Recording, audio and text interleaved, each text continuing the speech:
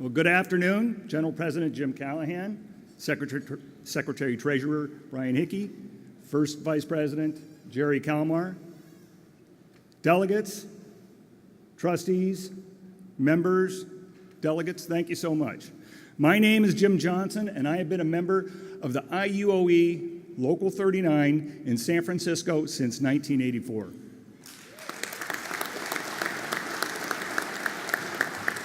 And thank you for the opportunity to speak here today. My career started as a stationary engineer in 1977, then as a chief engineer, and now as an employer at Able Engineering Services, where I'm the National Vice President and Director of National Operations. In 1995, we established Able Engineering with the idea of providing stationary engineering services to the high-rise, hospital, data center, and hotel industries. From the inception, Able's philosophy was to build a management team comprised of highly skilled union chief engineers who also had a skill set that would allow them to provide both technical and management support to both employees and clients. We're proud Able is a family-owned business. We take pride in supporting our employees so they never feel as if they were a number. We consider them as part of the Able family. Every day, we teach our management team that they are responsible not only for knowing what's going on the job sites, but they are also responsible for being intimately involved in our employees' lives, knowing their interests, what are their family interests, what are their long-term employment goals. Early on in my career as a stationary engineer, I can remember being on the job site, having the manager show up for my location and wondering, what is this guy going to do for me? It always seemed that when the boss showed up, it wasn't uncommon that by the time he left, there was one less crew member. It never seemed like the people running the business back then had our concerns at heart. At Able, we set out to change the way our employees would view the company by treating them with respect and providing the technical support that they were asking for.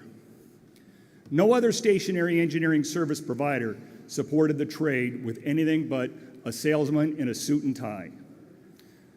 We routinely inform our clients that our managers are just as comfortable carrying the tools and turning wrenches as they are carrying a briefcase. In 1995, we were breaking new ground with our approach to supporting the engineers. 23 years later, we're proud to say that Able Engineering employs over 5,000 engineers in 29 states. Thank you. Now, I want to touch briefly on how the landscape has changed in employment in the last 10 years. Back in 2007, the MGM Group, who is one of the major owners and operators of hotels and casinos in Las Vegas, was developing a massive project called City Center. It had several hotels, retail venues, and new casinos. Prior to 2007, we had knocked on their door several times, no response. Then one day the call finally came in and we were invited, some say summoned, to meet and to listen to their needs. What we found out was Las Vegas was at 100% employment and that the MGM Group had no ability to hire stationary engineers. They went as far as to show us agreements that every employee was required to sign, stating they wouldn't leave City Center to take another job across the street at an MGM property. Back then, MGM's problem and competition to find skilled labor was not the Caesars Group or other major hotels. Their competition was their own company. They had no solution to recruiting inside or outside of their organization. Good news for us at Able was we were their employer of choice. The bad news was 2008 hit and pretty much shut down their project for 2 years, which gave them the time to go ahead and staff the property on their own. So what is our crisis? Just as we learned 10 years ago, today in many cities, Able is seeing and experiencing a crisis where 100% of our trade is employed. And that sounds like a terrific problem to have, but in reality, it creates a lot of hardship with clients. Today in many cities, filling a journeyman's position can take 30, 60, or even 90 days. This high employment also comes at a time when the baby boomer generation is planning and beginning to execute on their retirements. In 2008, we experienced what is referred to today as the Great Recession.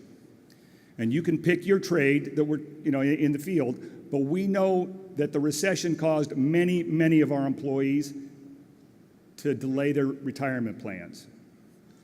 According to a recent article from West Sound Workforce, prior to the 2008 recession, a major concern for businesses was what they referred to as the coming brain drain, which would be caused by the boomers retiring in droves and taking with them their vast technical skills, historical knowledge, and honed industry-specific abilities. So let me say that again.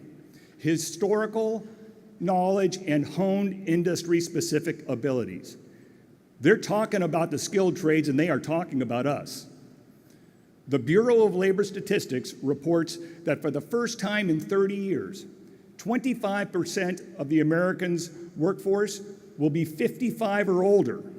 We need to be concerned. Adding insult to injury, a recent AARP poll has identified that 48% of the companies polled say they have not and will not be conducting strategic planning to analyze the impact on their businesses as a result of projected retirements. So I'd like to digress for just a moment. When I was 13, I was fortunate enough to grow up in a pipe fitter shop surrounded by talented mechanics and pipe fitters. Over the years, I was able to learn many of the skills necessary to eventually become a stationary engineer. In 1977, I went to work for that same mechanical contractor at a time when it was far more difficult to get a job than it is today. Also, back then, you could not get into an apprenticeship unless you had a job, but at the same time, you couldn't get a job unless you were an apprentice. And although I was fortunate enough to get an entry-level position, I was never able to officially get into the apprenticeship program. My success came from hustle, a good work ethic, and mechanical aptitude. As a result, many of the mechanics who were apprenticeship instructors allowed me to sit in their classes every week and participate the same way every other apprentice did. I was fortunate. I was able to get my training, but I had to go through the back door. Unlike the times when I entered the trade, for us to go forward and successfully replace the boomers, we must improve on our recruiting platforms and provide an easier path to enter and provide education to our trade. Potential employees and members with the capacity to learn and perform the job must have access to enter qualified training programs that are built on the premise of making them successful. High school and junior college students need to be encouraged to seek out the trades as genuine long-term employment options. Not every student has to go to college to earn a degree because their high school counselor tells them that's their measurement of success.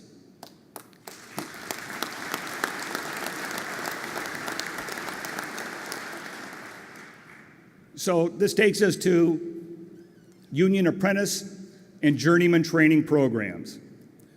Where else in our educational system today can a student graduate from a 4-year program with zero debt? It doesn't exist. Our trade unions are leading the way to a no-cost higher education. Outside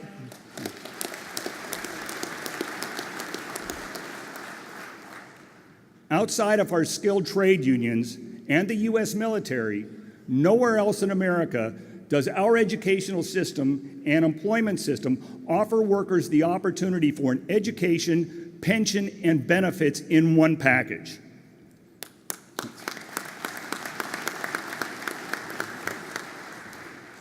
So we need to identify new and, in reality, old methods to promote our industry and recruit for our high-end, highly skilled jobs. Ideally, trade schools and skills need to be reintroduced and encouraged in the high school and junior college systems again. The military, for us, is another great option to recruit more members into the trade.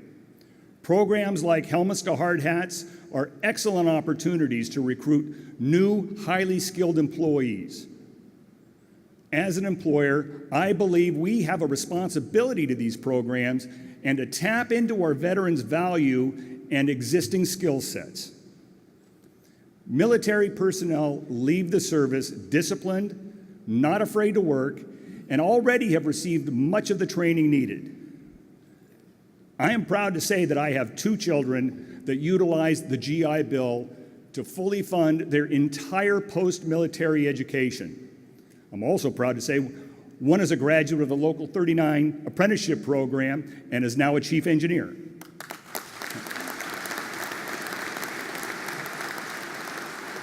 And I have one more on the way as well, going through the program. Where else can you earn an exceptional wage all the way through a training program while receiving your hard-earned benefits from the GI Bill? It just doesn't exist outside of what we do. As an employer, we struggle to find our next qualified employee. As I mentioned earlier, in many cities we're seeing 100% employment. Once we find a candidate, we're faced with determining if they're qualified, where'd they get their training, and most importantly, do they understand our trade is not just a job, it's a career. With such a high employment rate, we struggle to find the new talent, get them hired, and then earn their loyalty to ensure they don't walk across the street to the facility next door for 50 cents an hour more because there is no collective bargaining in place that allows them to be compensated fairly. So what is our solution? And there is great news ahead. We are fortunate that the IUOE is providing the necessary pieces to this puzzle. And it really does come down to training. Training for our industries is not a 6-month education. It takes years to master our trades, and then there's a lifetime of continued education. Today, there are approximately 25 training locations for apprentice and journey-level stationary engineers in the U.S. And while the seats in those classrooms will go a long way to train the next generation, it's not going to be enough unless we get some help.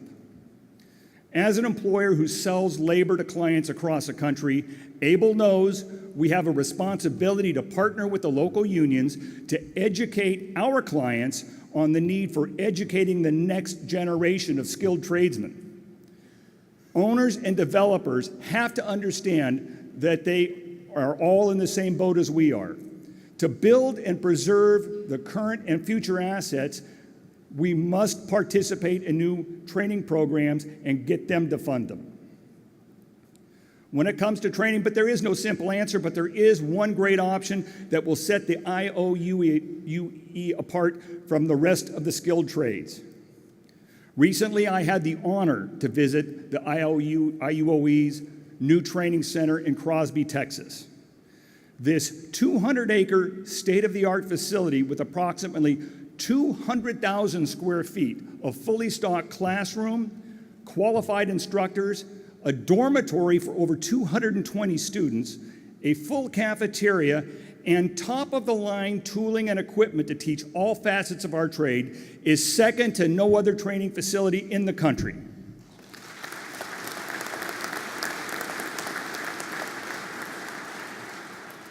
I hope that all of you have the opportunity to tour the facility, as it must be seen to understand what a spectacular resource this is. This is a trade-specific facility that is built for every student to leave successful. Every discipline in the IUOE's jurisdiction can and will be taught at the highest level, where students will leave at the end of their training knowing they have been trained on the newest and most advanced equipment and technologies our industries have to offer. The news even gets better, I think, in Crosby. In my opinion, this facility has limitless boundaries. It's designed and built for futuristic training needs. Whether we're providing train-the-trainer training, specialized technical training, drop-in student training on national incentives, or national incentives where the IUOE is providing consistency that hasn't been allowed before, This is going to allow us to dream into the future and keep our members on the cutting edge of the industries we service. Every member sitting here today should be proud of this accomplishment, as you are the industry leaders, the future of our trade, and now we have a resource that it's going to allow us to provide the highest skilled tradespeople in the country.